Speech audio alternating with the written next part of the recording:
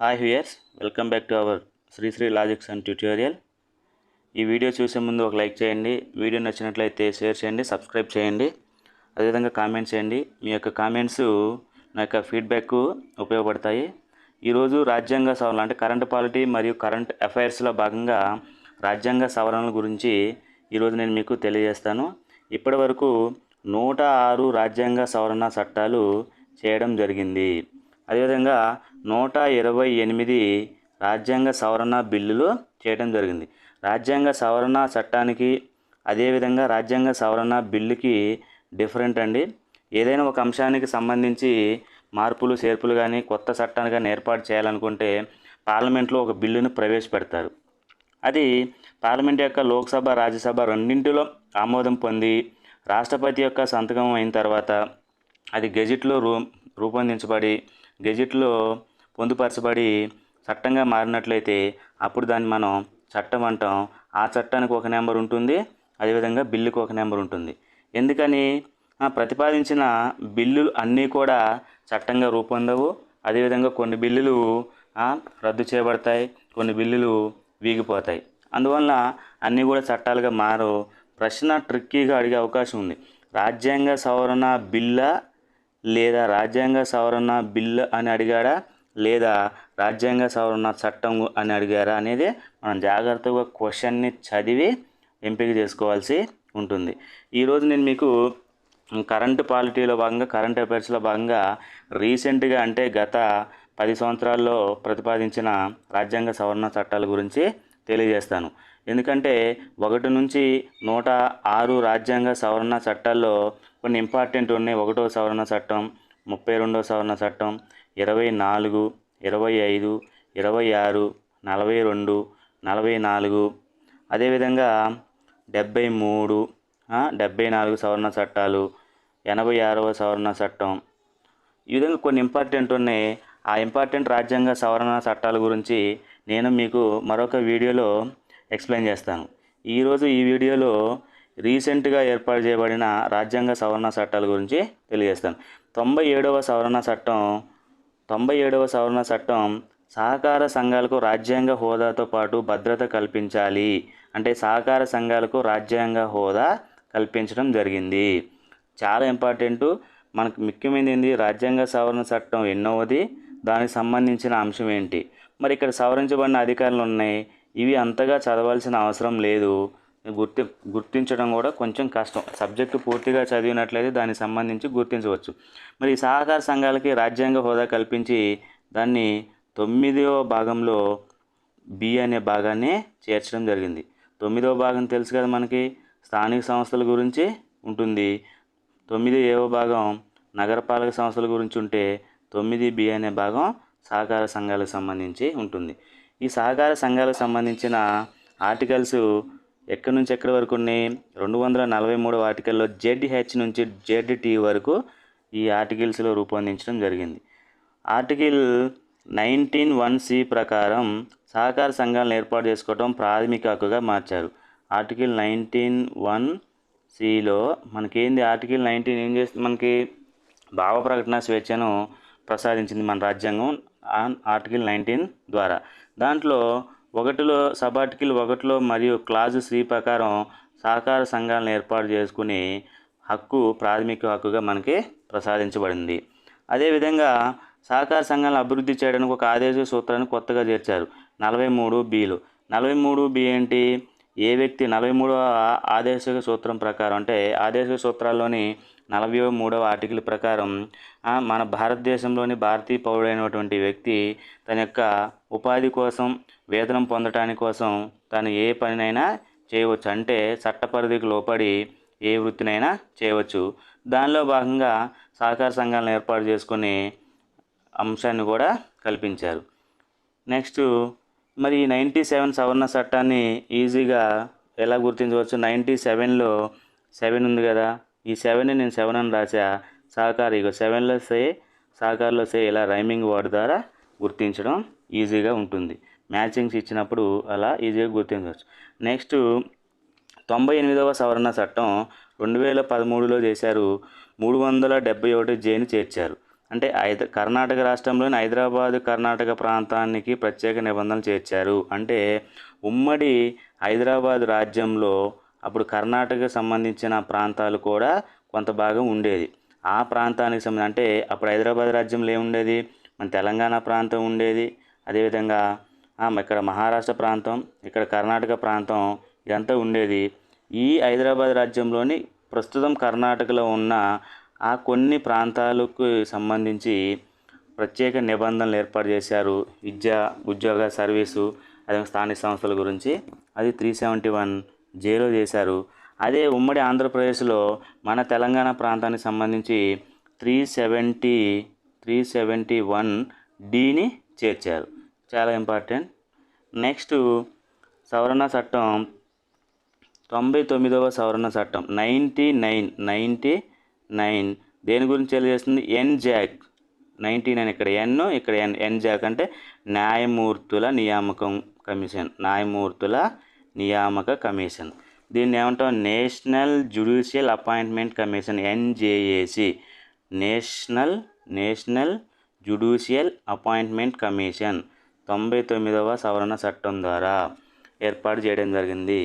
ఈ 2015 కంటే ముందు కొలీజియం వ్యవస్థ మనకి అమల్లో ఉండేది. ఏంటి కొలీజియం వ్యవస్థ అంటే సుప్రీంకోర్టు న్యాయమూర్తులు కానీ, హైకోర్టు న్యాయమూర్తులను కానీ ఈ సుప్రీంకోర్టు ప్రధాన న్యాయమూర్తి నాయకత్వంలోని కొలీజియమే ఎంపిక చేసేది. దీంట్లో పక్షపాత ధోరణికి అంటే న్యాయమూర్తులే ఎంపిక చేయడం అనేది పక్షపాత ధోరణికి అవకాశం కల్పిస్తుందని parliament national judicial appointment commission ఏర్పాటు చేయడం. అంటే పార్లమెంటు నేతృత్వంలో ప్రధానమంత్రి, సుప్రీంకోర్టు ప్రధాన న్యాయమూర్తి, ప్రధాన ప్రతిపక్ష నాయకుడు ఈ విధంగా ఒక కమిటీ ఆధ్వర్యంలో న్యాయమూర్తుల నియామకం చేయాలని ఒక కమిషన్ ఏర్పాటు చేయడం జరిగింది. అదే నేషనల్ జ్యుడిషియల్ అపాయింట్మెంట్ కమిషన్. కానీ ఈ ఎన్జేఏసీ అనేది రాజ్యాంగ విరుద్ధమని supreme court advocates on records versus union of India కేసులో సుప్రీంకోర్టు కొట్టివేయడం వల్ల తిరిగి కొలీజియం వ్యవస్థ మరలా అమల్లోకి రావడం జరిగింది. చాలా ఈజీగా ఎలా గుర్తించవచ్చు? 99 ఇక్కడ నా అక్షరం, ఇక్కడ ఎన్ను, ఇక్కడ ఎన్ను, న్యాయమూర్తులు. ఈ విధంగా న్యాయమూర్తుల నియామక కమిషన్. ఈ విధంగా 99 అనేది ఎన్జేఏసీ సంబంధించిన సవరణ చట్టం అని ఈజీగా గుర్తించవచ్చు. నెక్స్ట్ రాజ్యాంగ సవరణ, 100వ రాజ్యాంగ సవరణ. ఈ 100వ రాజ్యాంగ సవరణ అనేది ఇక్కడ భారత్ బంగ్లాదేశ్ మధ్య భూమార్పిడికి సంబంధించింది. ఇది 119వ సవరణ బిల్లు ద్వారా ఆమోదించి తర్వాత 100వ సవరణ చట్టంగా చేయడం జరిగింది. భారత్ బంగ్లాదేశ్ మధ్య 4096 కిలోమీటర్ల సుదీర్ఘ భూ సరిహద్దు ఉంది. మరి బంగ్లాదేశ్ ఆవిర్భావ సమయంలో ఏమైందంటే కొన్ని ప్రాంతాలు ఈ విధంగా ఉన్నప్పుడు కొన్ని ప్రాంతాలు ఇక్కడ బంగ్లాదేశ్ ఉంటుంది, బంగ్లాదేశ్లోని కొన్ని ప్రాంతాలు భారత్లో ఉన్నాయి, భారత్లోని కొన్ని ప్రాంతాలు బంగ్లాదేశ్ సరిహద్దులో ఉన్నాయి. దీనికి సంబంధించి 1974లో సరిహద్దు అంటే భూభాగాల ఒప్పందం జరిగింది. ఆ ఒప్పందం ప్రకారం ఈ భూభాగాలను మార్చారు. ఎన్నో సవరణ చట్టం ప్రకారం 100వ సవరణ చట్టం. అదే బిల్లు ఎన్నోది? అది 119వ బిల్లు, సవరించబడిన ఆర్టికల్ 2. నెక్స్ట్ సవరణ చట్టం వచ్చేసి చాలా ఇంపార్టెంట్. 101వ సవరణ చట్టం 2017. 101వ సవరణ చట్టం 2017 దేనికి సంబంధించింది? జిఎస్టీకి సంబంధించింది, గూడ్స్ సర్వీసు ట్యాక్స్. అంటే మన దేశంలో ఒకే పన్ను విధానాన్ని ప్రవేశపెట్టడానికి పార్లమెంట్ చేసిన చట్టం జిఎస్టీ, వస్తు సేవలకు సంబంధించినది. 122వ సవరణ బిల్లు ద్వారా ఆమోదించి 101కి ట్రాన్స్ఫర్ చేశారు. అంటే బిల్లు అంటే పార్లమెంట్లో ప్రవేశపెట్టిన బిల్లు 122వ బిల్లు, అది చట్టంగా మారేసరికి ఎన్నో బిల్లుగా వచ్చింది? 101 వచ్చింది. మరి దీన్ని ఈజీగా ఎలా గుర్తించవచ్చు? 101 జిఎస్టీ అని. 101లో ఒకే పన్ను జిఎస్టీ అంటే 101 సవరణ చట్టం జిఎస్టీ ఒకే పన్ను అని ఇది ఒక లాజిక్ కోడ్ ద్వారా మనం గుర్తుంచుకోవచ్చు. మరి ఈ అంశాలు ఎప్పుడు అమల్లోకి వచ్చింది? ఇది జిఎస్టీ ఎప్పుడు అమల్లోకి వచ్చిందని చాలా పోటీ పరీక్షలు అడగడం జరిగింది. 2017 జూలై నుంచి. జూలై అంటే 7వ నెల, అదేవిధంగా 17 ఇలా రైమింగ్ లెటర్స్ డిజిట్స్ ఉన్నాయి కదా, జూలై నుంచి అమల్లోకి రావడం జరిగింది. జిఎస్టీకి సంబంధించిన ఆర్టికల్స్ కొన్ని మాత్రమే చూద్దాం. 280 అన్ని ఆర్టికల్స్, ఇవన్నీ ఆర్టికల్స్ మనం గుర్తుంచుకోవాల్సిన అవసరం లేదు. అది వాటికి అంత ఇంపార్టెంట్ కూడా లేదు. కానీ ఈ 286 అంటే జిఎస్టీకి సంబంధించింది అంతర్రాష్ట్ర వ్యాపారానికి సంబంధించింది కాబట్టి ప్రస్తుతం ఎక్కడ చేర్చారు 269Aలో చేర్చారు. అదేవిధంగా 279A. గతంలో ఒక పోటీ పరీక్షల్లో జిఎస్టీకి సంబంధించిన ఆర్టికల్స్ ఏవని అడిగినప్పుడు అది 269A, అదేవిధంగా 279A. ఈ రెండు గుర్తుంచుకుంటే చాలు.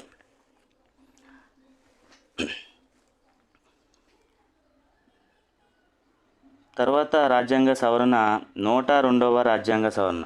ఈ 102వ రాజ్యాంగ సవరణ చట్టం దేనికి సంబంధించింది? జాతీయ వెనుకబడిన తరగతుల కమిషన్కు రాజ్యాంగ హోదా అంటే నేషనల్ కమిషన్ ఆన్ బ్యాక్వర్డ్ క్లాసెస్ని ఏర్పరిచారు. అంటే ఓబీసీ అంటే 1993లో ఓబీసీ కమిషన్ ఏర్పాటు చేశారు.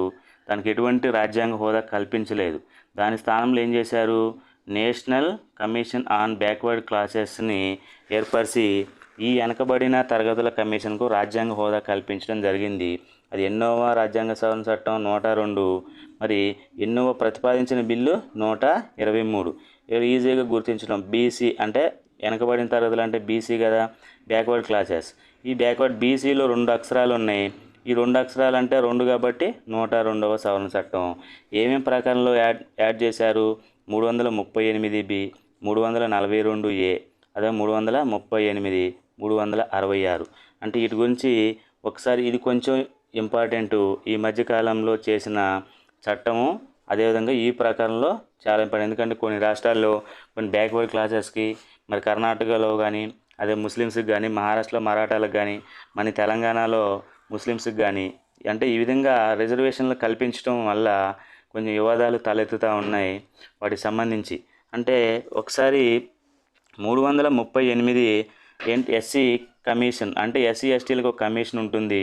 ఆ ఎస్సీ ఎస్టీల కమిషన్ 338B ప్రకారం బీసీ కమిషన్ అంటే ఎన్సీబీసీని ఏర్పాటు చేశారు. 338 ఏంటి? SC commission. 338A ST commission. 338B BC commission. అంటే ఈ 338 ఆర్టికల్ అన్ని కమిషన్లే ఉంటాయి. అలా గుర్తుంచుకోవాలి. 38లో ఎస్సీ కమిషన్, 38Aలో ఎస్టీ కమిషన్, 38Bలో బీసీ కమిషన్. మరి ఇక్కడ 366లో ఏముందంటే 25 ప్రకారం 366లో 25 ప్రకారం ఎస్సీల యొక్క నిర్వచనం, 26 ప్రకారం ఎస్టీల యొక్క నిర్వచనాన్ని చేయడం జరిగింది. నెక్స్ట్ రాజ్యాంగ సవరణ చట్టం 103వ రాజ్యాంగ సవరణ చట్టం 2019లో చేశారు. దేనికి సంబంధించింది? ఇది ఆర్థిక బలహీన వర్గాలకు సంబంధించింది. ఆర్థిక బలహీన వర్గాలు. ఎవరి ఆర్థిక బలహీన వర్గాలు అంటే రాజ్యాంగంలో రిజర్వేషన్ కల్పించిన వర్గాలైన అంటే ఓపెన్ క్యాస్టెస్ అయిన వాళ్ళు, అందులో ఆర్థికంగా వెనకబడిన వాళ్ళకి విద్యా ఉద్యోగాల్లో 10% రిజర్వేషన్ కల్పించారు. చాలా ఇంపార్టెంట్. వాళ్ళని మనం ఈడబ్ల్యూఎస్ అంటాం, ఎకనామికల్ వీకర్ సెక్షన్ అంటాం. వీళ్ళకి 10% రిజర్వేషన్లు కల్పించడం జరిగింది. మరి సవరించబడిన ఆర్టికల్స్ ఏంటి? చాలా ఇంపార్టెంట్. సవరించబడిన ఆర్టికల్స్ 15వ ఆర్టికల్, అదేవిధంగా 16వ ఆర్టికల్. 15వ ఆర్టికల్ ఏంటి? కులం, మతం, భాష, ప్రాంతం ఆధారంగా వివక్ష చూపరాదు. అదేవిధంగా ఈ క్లాజు అంటే 15లో సబ్ ఆర్టికల్ 6 ప్రకారం కూడా వీరికంటే ఆర్థిక బలహీన వర్గాలకు ఈడబ్ల్యూఎస్ వాళ్ళకు కల్పించే వసతులను వివక్షగా చూడరాదని పేర్కొనడం జరిగింది. అదేవిధంగా నెక్స్ట్ సవరించబడిన ఆర్టికల్ ఏంది? 16లో మరి ఒక ఆర్టికల్ను 6ను చేర్చడం జరిగింది. మరి 16 ఆర్టికల్ దేని గురించి తెలియజేస్తుంది? ఉద్యోగాల గురించి తెలియజేస్తుంది. ఎస్సీ ఎస్టీలు అదేవిధంగా వెనకబడిన వర్గాల యొక్క ఉద్యోగ అవకాశాలు, వారి యొక్క ఉద్యోగోన్నతి అంటే ప్రమోషన్ల గురించి తెలియజేస్తుంది. ఈ 16(6) క్లాజు ప్రకారం కూడా ఈడబ్ల్యూఎస్లకు కల్పించే ఉద్యోగ అవకాశాలని మనం వివక్షగా చూడరాదని పేర్కొంటుంది. ఇవి చాలా ఇంపార్టెంట్. ఇది 103వ సవరణ చట్టం. దీన్ని ఎలా గుర్తించుకోవచ్చు? ఈడబ్ల్యూఎస్లో 3 అక్షరాలు ఉన్నాయి. ఈడబ్ల్యూఎస్ 3 అక్షరాలు ఉన్నాయి కాబట్టి 103వ సవరణ చట్టం. ఎన్నోది? ఇది 124వది. మరి ఆ బిల్లులు అదేవిధంగా చట్టాలు ఏ విధంగా ఈజీగా గుర్తించవచ్చో నేను చివరిలో మీకు ఒకసారి తెలియజేస్తాను. నెక్స్ట్ రాజ్యాంగ సవరణ చట్టం 104వ సవరణ చట్టం 2019. సవరించబడిన ఆర్టికల్ 334. ఏంటిది? SC ST. ఇక్కడ ఎన్ని అక్షరాలు ఉన్నాయి? ఎస్సీలో 2, ఎస్టీలో 2, 4 అక్షరాలు కాబట్టి 104 ఎస్సీ ఎస్టీలకు సంబంధించినది. ఎన్నోది ఇది? 126వ రాజ్యాంగ సవరణ బిల్లు చట్టంగా మారేసరికి 104 అయింది. అంటే ఆర్టికల్ 334 ద్వారా ఎస్సీ ఎస్టీలకు రిజర్వేషన్లు 2020తో పూర్తయ్యాయి. మరల వాటిని పొడిగించేందుకు 2020 అంటే 126వ రాజ్యాంగ సవరణ బిల్లును ప్రవేశపెట్టారు.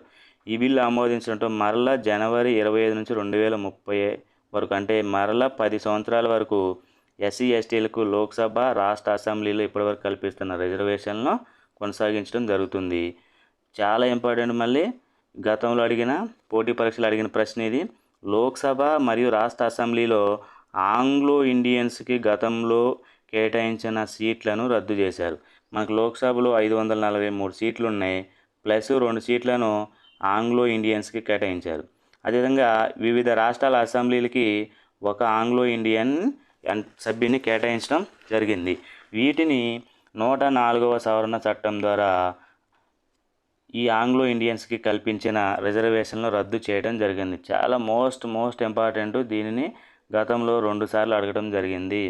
ఆంగ్లో ఇండియన్స్కి కల్పించిన ప్రాతినిధ్యాన్ని అంటే లోక్సభలో మరియు అదేవిధంగా రాష్ట్రాల అసెంబ్లీలో కల్పించిన ప్రాతినిధ్యాన్ని ఎన్నోవ సవరణ చట్టం ద్వారా తొలగించడం జరిగింది, ఏ సంవత్సరంలో తొలగించడం జరిగింది అని అడగటం జరిగింది. మరి ఆర్టికల్ 334 దేని గురించి తెలియజేస్తుంది? మనకు తెలుసు. 330 లోక్సభలో ఎస్సీ ఎస్టీలకు రిజర్వేషన్లు, అదేవిధంగా 332 రాష్ట్రాల అసెంబ్లీలలో ఎస్సీ ఎస్టీలకు రిజర్వేషన్లు, 334లో స్థానిక సంస్థలలో రిజర్వేషన్లు, అదేవిధంగా 1970 వరకు సంబంధించినవి. మరి 333 వచ్చేసరికి ఆంగ్లో ఇండియన్స్ యొక్క ప్రాతినిధ్యం, 331 కూడా ఆంగ్లో ఇండియన్స్ ప్రాతినిధ్యం. అంటే ఇక్కడ లోక్సభలో ఆంగ్లో ఇండియన్స్, ఇది రాష్ట్రాల అసెంబ్లీలో ఆంగ్లో ఇండియన్స్. అంటే ఈ 331ను రద్దు చేయడం జరిగింది, 333 కూడా రద్దు చేయడం జరిగింది. ఇవి 104వ సవరణ చట్టం ద్వారా చేయడం జరిగింది. నెక్స్ట్ 105వ సవరణ చట్టం దేని గురించి తెలియజేస్తుంది? ఇది 127వ సవరణ బిల్లు 125కు ట్రాన్స్ఫర్ చేయడం జరిగింది.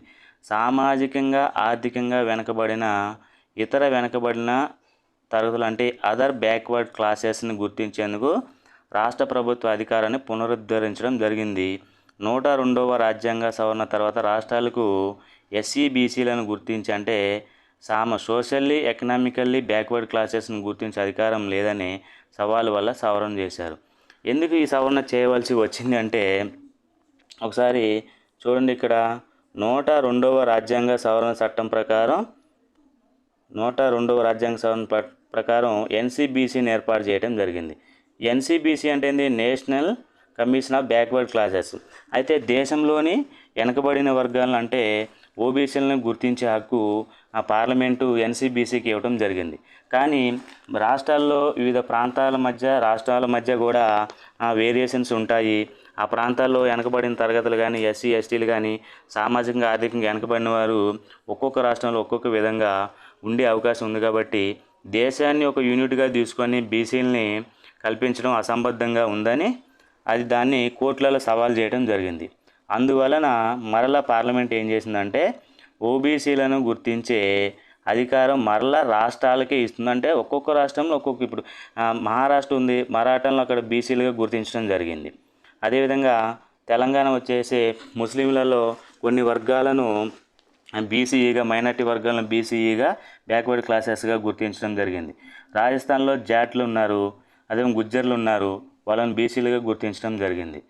తెలంగాణలో ఉన్న లంబాడ సామాజిక వర్గం రాజస్థాను, గుజరాత్ రాష్ట్రాల్లో బీసీ వర్గంలో ఉన్నారు. అంటే ఒక్కొక్క రాష్ట్రంలో ఒక్కొక్క వేరియేషన్ ఉంటుంది. కాబట్టి బీసీల గుర్తింపు అనేది ఒక దేశం యొక్క యూనిట్గా కాకుండా ఆ రాష్ట్రం యొక్క యూనిట్, ఆ రాష్ట్రంలో ఉన్న అంశాలను ప్రాముఖ్యతను బట్టి గుర్తించాలని సుప్రీంకోర్టులో సవాల్ చేయడం వల్ల ఈ 102వ రాజ్యాంగ సవరణ ద్వారా మరలా రాష్ట్రాలకే అంశాన్ని పునరుద్ధరించడం జరిగింది.